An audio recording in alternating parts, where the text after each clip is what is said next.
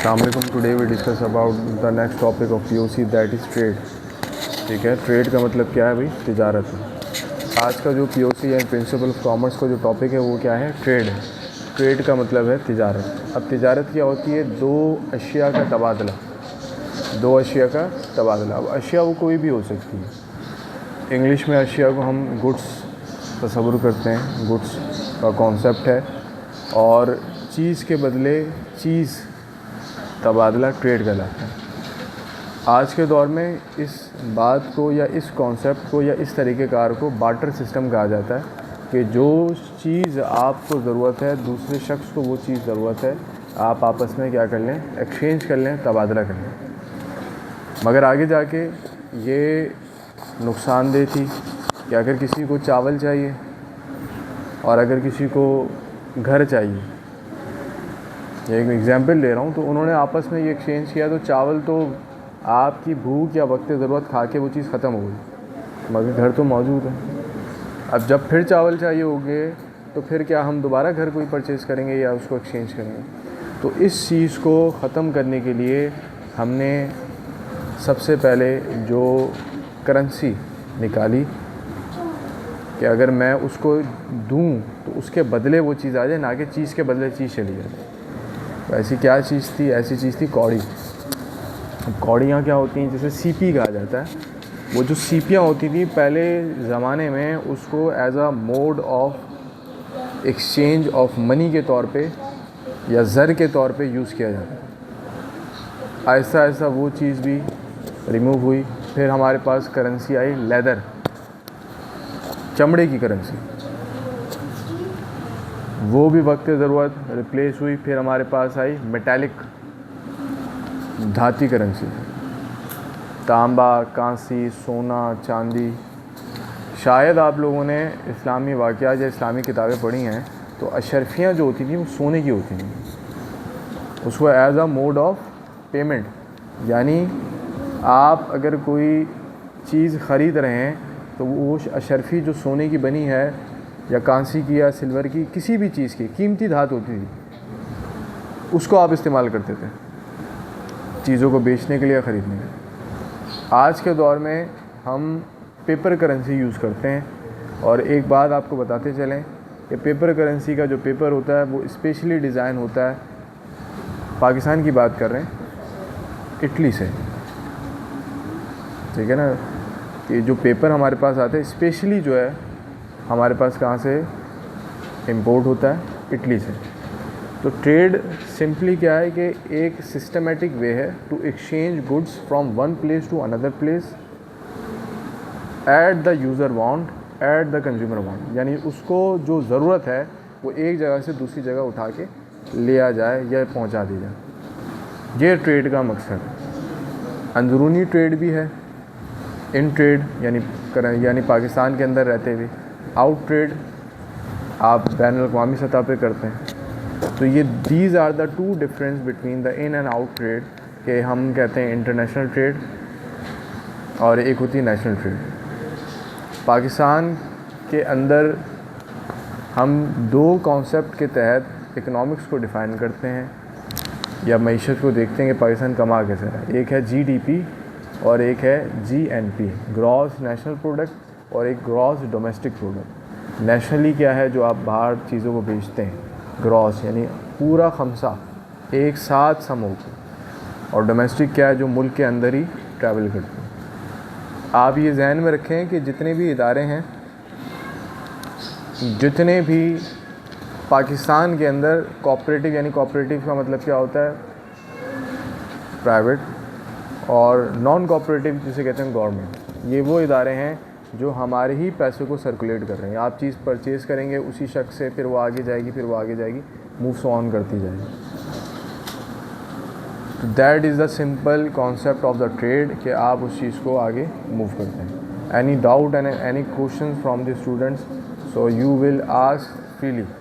कोई क्वेश्चंस हैं तो आप लोग ईज़िली पूछ सकते हैं। जी। और बात सर, हमें तिजारत के लिए करेंसी की ही क्यों ज़रूरत पड़ी? हम कोई और चीज़ भी तो इस्तेमाल कर सकते थे। देखें, जैसे अभी मैंने प्रीवियस में कहा कि तिजारत के लिए हमें करेंसी की ही क्यों ज़रूरत पड़ी। मैं आपसे कहूँ कि क्वेश्चन आपका बहुत वैलिड है कि जो हम पहले गोल्ड को यूज़ करते थे, अशरफिया मैंने यूज़ किया, वो गोल्ड कहाँ गया? ज़्यादा से ज़्यादा कहीं खला में तो नहीं गया, है तो यहीं, मगर लोगों ने उस चीज़ को अपने लिए अब करेंसी यूज़ नहीं, उसको एज आ ज्वेलरी यूज़ करना शुरू कर दिया। मैंने क्या कहा, बार्टर सिस्टम में तो करेंसी का कॉन्सेप्ट ही नहीं था। अभी भी दुबई के अंदर एक करेंसी यूज़ होती है, उसको एक्सचेंज कराने की ज़रूरत नहीं है। वो कौन सी करेंसी है? Indian rupee. अगर इंडिया के पैसे हम डायरेक्ट दुबई में दे दें तो वो एक्सेप्टेबल हैं, काबिल कबूल हैं चीज़ों की ख़रीदो फरोख्त के लिए। सवाल सर, ये जो आपने अभी कहा है कि इंडियन रुपीज़ अगर दुबई में चलाएं तो वो चल जाएंगे, तो क्या पाकिस्तान में चलाएंगे? पाकिस्तान में एक्सेप्टेबल नहीं है। पाकिस्तान में एक्सेप्टेबल क्यों नहीं है कि देखें, उन्होंने भी हम पे बहुत सी पाबंदियां लगा के रखी हैं।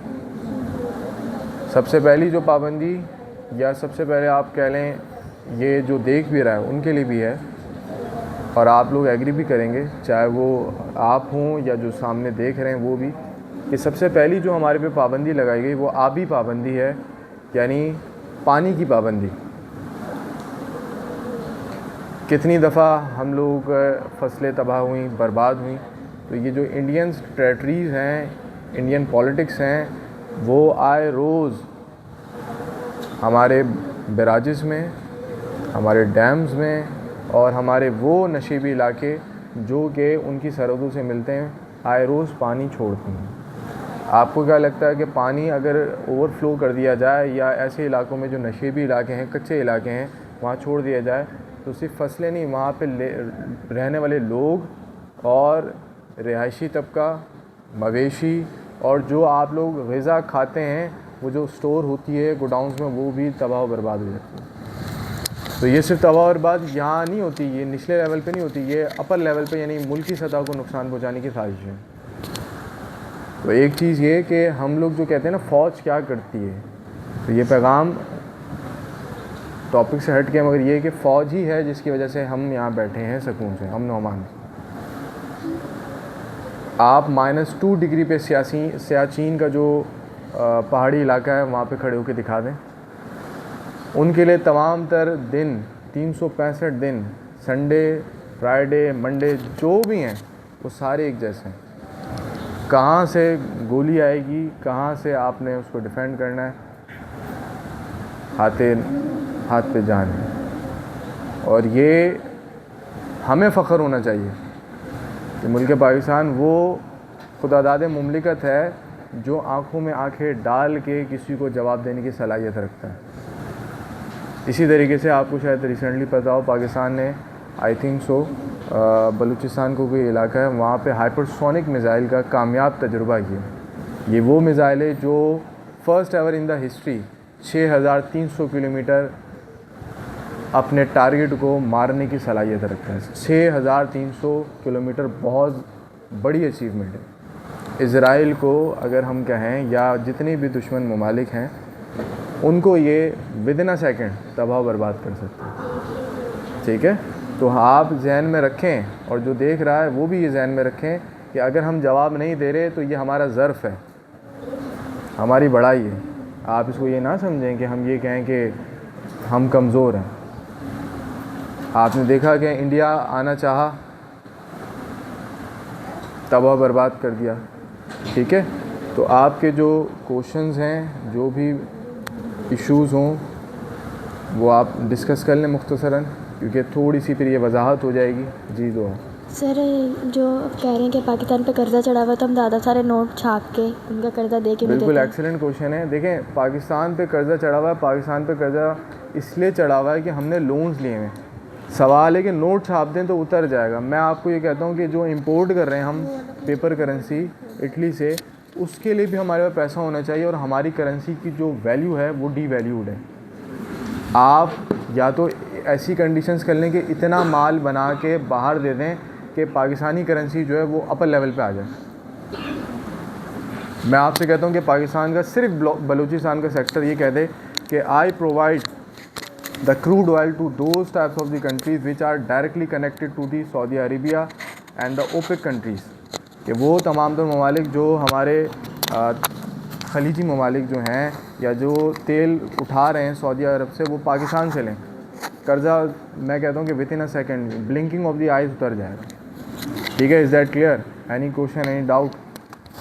जी अनिशा। इंपोर्ट एंड एक्सपोर्ट का जो सिस्टम है वो भी ट्रेड ही कहलाता है। बिल्कुल एक्सेलेंट। इंपोर्ट एंड एक्सपोर्ट का जो सिस्टम है वो डायरेक्टली कनेक्टेड है इसके साथ। दूसरी चीज़ ये कि ये बाकायदा बहुत बड़ा टॉपिक है इसके अंदर।